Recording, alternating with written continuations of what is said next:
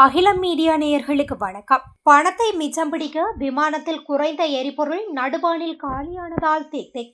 அடுத்தது என்ன? நடுவானில் பறந்து கொண்டிருக்கும் விமானத்தில் திடீரென எரிபொருள் காலியானால் எப்படி இருக்கும்? அப்படியொரு சம்பவம் தான் இப்போது பிரிட்டனில் நடந்துள்ளது.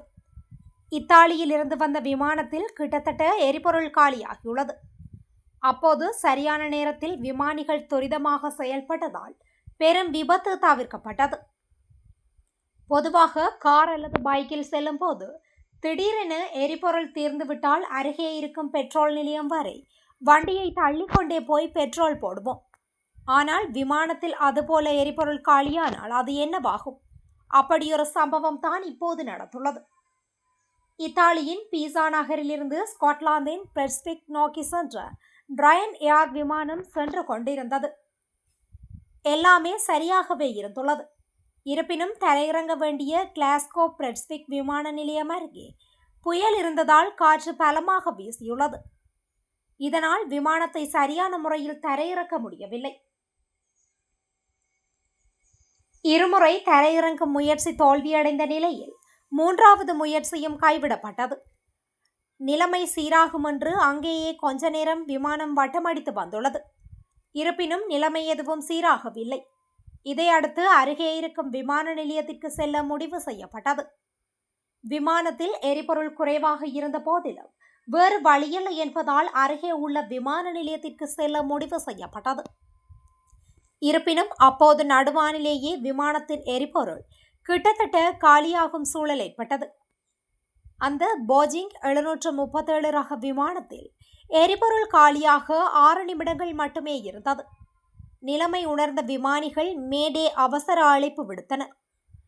இதனை அடுத்து விமானம் பலமுறை வட்டமிட்ட பிறகு மான்செஸ்டரில் விமானம் பாதுகாப்பாக தரையிறங்கியது. விமானம் தரையிறங்கிய போது அதில் வரும் 220 கிலோ எரிபொருள் மட்டுமே இருந்துள்ளது. 220 கிலோ கம்மியா என நீங்கள் கேட்கலாம். பல 100 கிலோ எடை கொண்ட விமானம் பறக்க ஒவ்வொரு நிமிடமும் பல கிலோ எரிபொருள் செலவாகும். இந்த 220 கிலோ என்பதால் வெறும் 6 நிமிடங்களுக்கு மட்டுமே செலுத்த முடியும். வழக்கமாக பீசா நகரிலிருந்து பிரெட்ஸ்விக் செல்ல 2 மணி நேரம் 20 நிமிடங்கள் ஆகும். ஆனால் புயல் காரணமாக நீண்ட நேரம் விமானம் வட்டமிட வேண்டியிருந்தது.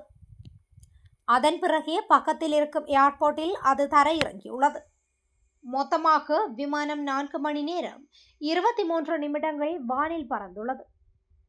திட்டமிடப்பட்ட நேரத்தை காட்டிலும் கிட்டத்தட்ட 2 மடங்கு அதிக நேரம் விமானம் வானில் பறந்ததே எரிபொருள் குறைய காரணமாக இருந்துள்ளது.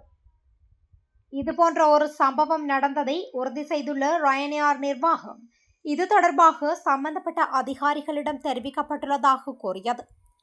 மேலும் இந்த விவகாரம் குறித்து விசாரணை நடந்து வருவதாகவும் அதற்கு ரயன்ஏர் முழு ஒத்துழைப்பு அளித்து வருவதாகவும் தெரிவிக்கப்பட்டுள்ளது. விமானத்தை பொறுத்தவரை கூடுதலாக அதிகரிக்கும் ஒவ்வொரு கிலோவும் கூடுதலான எரிபொருள் செலவாகும். இதனால் விமான நிறுவனத்திற்கு செலவு அதிகம். இதனால் ஒட்டுமொத்த எடையை கணக்கிட்டே விமான நிறுவனங்கள் எரிபொருளை நிரப்பும். அதிலும் ரயன்ஏர் நிறுவனம் இதை துல்லியமாக கணக்கிட்டு எவ்வளவு எரிபொருள் தேவை, மேலும் எமர்ஜென்சிக்கு எவ்வளவு எரிபொருள் இருக்க வேண்டும் என்பதை கணக்கிட்டே எரிபொருள் நிரப்பும். இதன் காரணமாகவே இக்கட்டான சூழலுக்கு அந்நிறுவனத்தின் விமானம் தள்ளப்பட்டுள்ளமை குறிப்பிடத்தக்கது. இதுபோன்ற செய்திகளை உடனுக்குடன் அறிந்து கொள்ள அகிலம் மீடியாவுடன் இணைந்திருங்கள். நன்றி, வணக்கம்.